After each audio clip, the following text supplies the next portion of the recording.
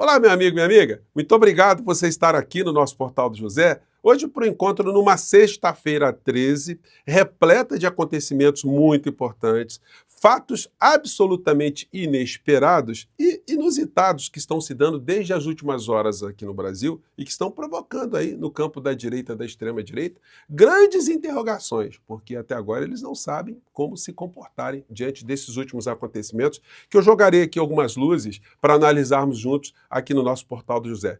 Tem coisa acontecendo fora do nosso país que a grande mídia não está abordando, que são situações absolutamente estarrecedoras. É inexplicável os grandes veículos não estarem mostrando o que está acontecendo aqui na Argentina.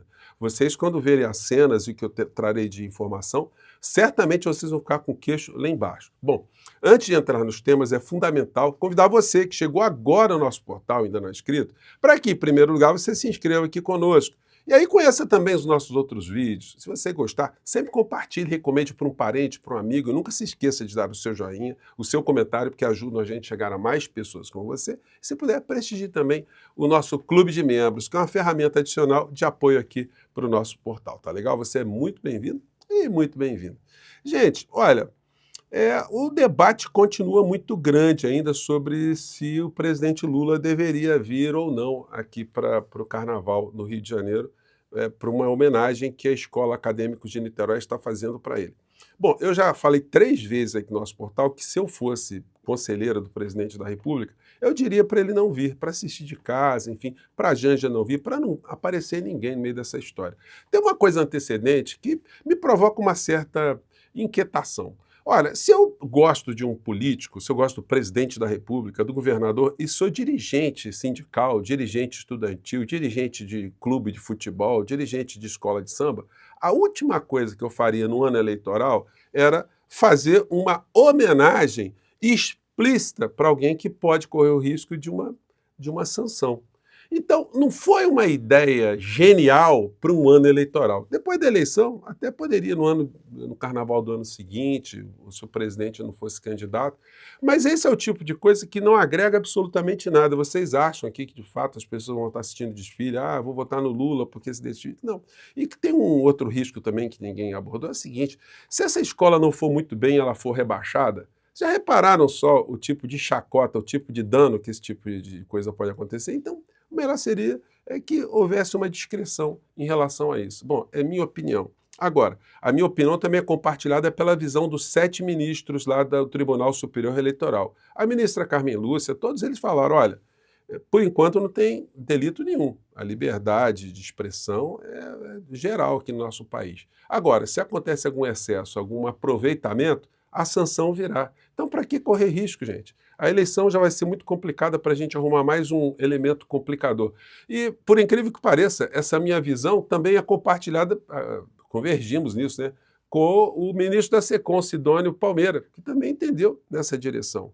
E isso não deve ser tido como uma coisa catastrófica. O presidente Lula não pode ir. Enfim, gente, olha só.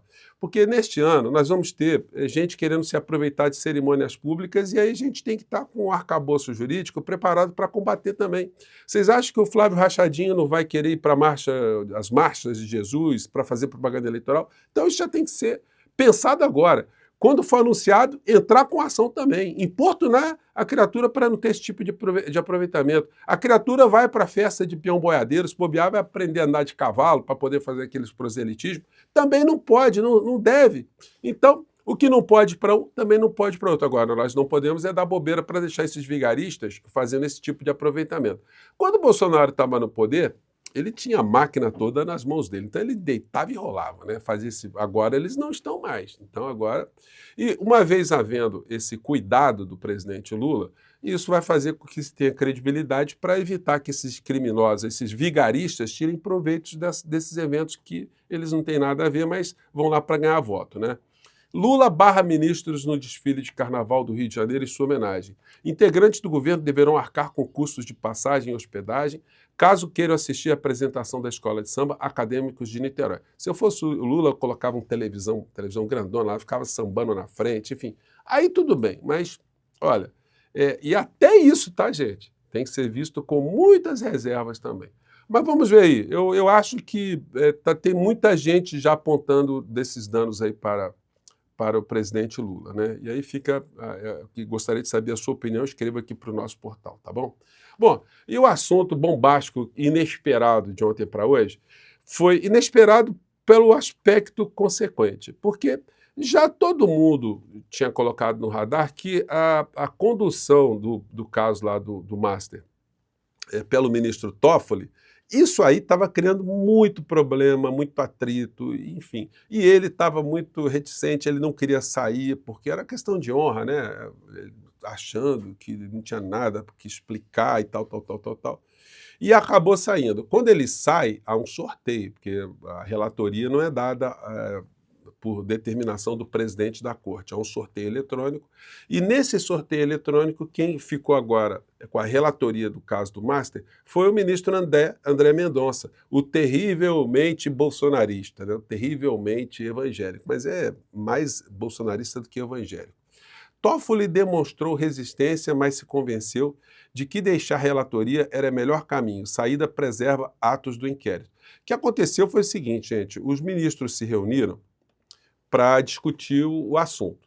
E nessa discussão, olha só que curioso, 8 ministros votaram a favor do Toffoli. Alexandre de Moraes, André Mendonça, o Cristiano Zanin, Flávio Dino, Gilmar Mendes, Luiz Fux e Nunes Marques, além do próprio Toffoli, que disseram, olha, não tem que sair da relatoria, porque isso aí se submeter à pressão de mídia, ao Supremo ficar refém da opinião pública e se afastar do julgamento técnico. Essa foi a visão desses 8 ministros de uma forma em geral. E 2 ministros acharam que o Toffoli tinha que se afastar para preservar a instituição, independente de saberem também que há uma pressão da mídia, a pressão social. Foi a Carmen Lúcia e o Edson Fachin. E aí, na argumentação, gente, o André Mendonça, ele disse o seguinte, olha, não tem... Deixa eu pegar aqui a fala dele, que é Alexandre de Moraes, Nunes Marques, André Mendonça. O ministro André Mendonça concordou com Carmen Lúcia a respeito de haver uma crise de institucionalidade. Esse trecho causou estranheza em alguns magistrados. Carmen não esconde em conversas reservadas que não gosta nem simpatiza com Mendonça, mas ele sempre que tem oportunidade a trata com deferência. E aí Mendonça disse, né, listou o que leu no relatório da Polícia Federal, abre aspas. Tem uma questão sobre o que é descrito como relação íntima do ministro Toffoli e Vorcaro. Isso não existe. Está aqui claro que não existe relação íntima em 6 anos, só com 6 minutos de conversa. Como disse o ministro Fux, a palavra do ministro Toffoli tem fé pública, então isso está descartado. Então, como vocês podem ver, o André Mendonça ele teve uma posição favorável à manutenção do Toffoli à frente da história. E aí teve sorteio e caiu aonde? Com André Mendonça.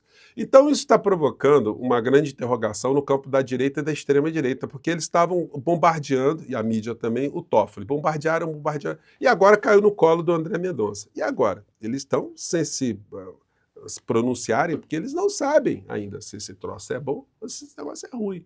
Porque o que fará o André Mendonça? Ele vai quebrar o sigilo geral, vai abrir todas as informações, vai deixar para todo mundo aqui no Brasil quem são as pessoas que o Vorcaro andava falando, e aí, gente, nós vamos ver que maciçamente vai comprometer o campo aí do senhor André Mendonça, da direita e da extrema-direita, né? Então, esse foi o caso. Relatoria de Mendonça, no caso Master, preocupa setores do Congresso. Então, vamos aguardar os próximos capítulos, vamos ver como serão as reações dessa gente. E aí, gente, fora do nosso país está acontecendo o seguinte. Os contrapontos civilizatórios. Lá no México, houve a aprovação da jornada de trabalho para 40 horas semanal. Lá, gente, no México, a jornada era de 48 horas na lei. Então, olha só o salto, estão reduzindo de 48 horas para 40 horas. Então, grande avanço, né? Uma reforma a favor dos trabalhadores. O Senado do México aprovou para reduzir a jornada laboral. E aprovou por unanimidade, foram 133 votos contra 0. E a gente vê as matérias lá no México, né? mostrando aqui o pronunciamento da presidenta do México. Vamos pegar um trecho aqui. Quizás se pudiera avanzar después hacia tener 2 días de descanso y no solamente la reducción de horarios para que quizás los trabajadores no tengan que ir 6 días a la semana a la... Olha só a pergunta dela, né? Olha, além de reduzir a jornada de trabalho, o que é fundamental é garantir 2 dias de descanso, isso que ela falou aqui, né? Laborar y tengan quizá más disposición de tiempo con sus familias y por su salud. Opa, vamos para frente aquí. La demanda de los trabajadores histórica había sido 40 horas y estamos cumpliendo. Es importante que además se garantiza el ingreso, porque no es que hay 40 horas a costa del salario, sino es el mismo salario, pero la reducción de los tiempos de trabajo. Gente, é a jornada, fim da jornada 6 por 1 no México. Aprovou. Então, gente, enfim, o que nós estamos esperando aqui no Brasil, né? Se ficarmos pela extrema-direita, o que nós vamos ver é o seguinte, eu quero ver o senhor Nicolas defendendo o que ele já defendeu e anda defendendo, porque a ridicularização está grande também nas redes. Vamos ver esse trecho aqui, muito legal, de um vídeo do TikTok. Vamos lá. Eu não sou a favor da escala 6 por 1, mas não é ser a favor ou ser contra, é o seguinte, eu sou a favor da escala, você negociar com o cara. Fala, patrão. Então, queria ver se a gente conseguia negociar mais um dia de folga na semana. Não, vai tomar no seu cu. Tá certo, fechou. Obrigado, querido. Então, gente, é isso. Você vai negociar, é a mesma coisa o escravo negociar com o senhor de engenho. Enfim, qual é a força que se tem? Então, é gente muito picareta, né? Gente muito bandida. E aí, olha o contraponto. O presidente da extrema-direita, né, que essa gente toda já tirou foto com o Milei, eles ficam na babação, né, do Milei. O que aconteceu na Argentina? Uma coisa completamente anticivilizatória. Em vitória para Milei, Senado da Argentina aprova projeto de reforma trabalhista. Gente, colocando como jornada de trabalho na Argentina o número de 12 horas, porque o argentino trabalhava 8 horas, as 4 horas excedentes eram pagas como horas extras. Como a jornada agora passou para 12 horas, vai passar para 12 horas, não tem mais hora extra. Então, é um negócio assim, gente, é um negócio tão absurdo. Agora é o seguinte, na Argentina, e aí os veículos de comunicação aqui no Brasil, não estão mostrando nada. As pessoas estão sendo reprimidas lá violentamente. A extrema-direita está usando aquele método que o Trump usa nos Estados Unidos. Ó, as cenas são essas aqui, ó. As pessoas estão indo para as ruas. Mas olha o aparato, gente. Umas barricadas. É um negócio de doido que está acontecendo na Argentina, né? Ó, o aparato policial na Argentina é um negócio, gente, só quem... É isso aqui, ó, como é que eles estão sendo tratados lá. Isso aqui, ó.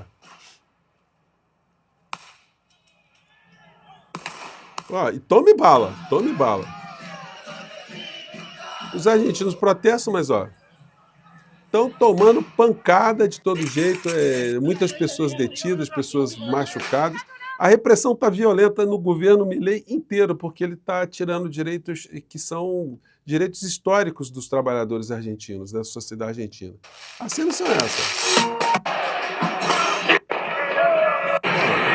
As cenas são essas, ninguém está falando absolutamente nada no Brasil, porque, na verdade, eles concordam com isso, né? Agora, sabe o que é mais estarrecedor que foi aprovado ontem? Olha só essa notícia, gente. Isso aqui não é para a gente ficar indignado.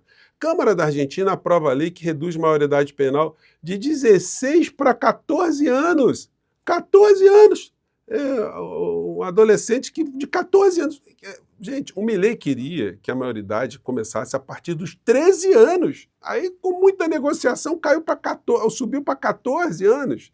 Gente, é um negócio tão fora de qualquer parâmetro civilizatório que isso mostra para a gente o risco que nós corremos com essa extrema-direita aqui no Brasil. E, portanto, a gente não tem que dar bobeira em nenhum átomo para essas criaturas, porque, na medida que eles conseguem cada vez mais se enraizarem na sociedade, mais ameaça a um processo civilizatório. Voltar para trás, ter um retrocesso, é muito grande, né? Nós vamos voltar a esse assunto aí, tá bom, gente? Eu fico por aqui, um grande abraço, mande seu comentário para cá. Tchau!